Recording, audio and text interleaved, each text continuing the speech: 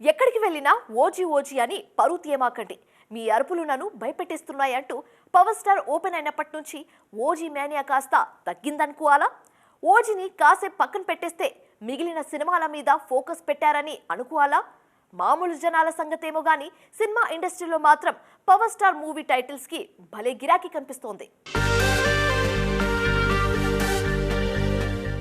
పవన్ కళ్యాణ్ కెరీర్లో Johnny మూవీకున్న importance గురించి స్పెషల్గా చెప్పక్కర్లేదు.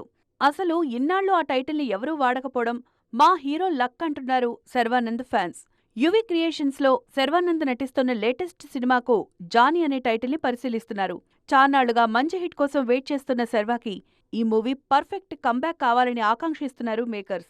యాంకర్ కమ్ హీరో ప్రదీప్ సినిమాకు అక్కడమ్మాయి ఇక్కడబ్బాయి అనే టైటిల్ ఆల్రెడీ ఫిక్స్ అయిపోయింది.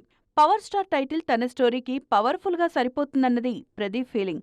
ఆ మధ్య విజయ్ దేవరకొండ ఖుషీ మూవీతో చేసిన హల్చల్ని ఇంకా మర్చిపోలేదు ప్రేక్షకులు. ఓఎస్ఎస్ ఫర్టిలిటీలో టెస్ట్, ట్రీట్మెంట్స్, థెరపీస్ అన్ని scientifically design in the good hands of science. Mummy daddy అవ్వాలంటే ఓఎస్ఎస్ కి కాల్ చేయండి. ఆల్రెడీ ఇప్పుడు తమ్ముడు పేరుతో నితిన్ సినిమా రూపొందుతోంది.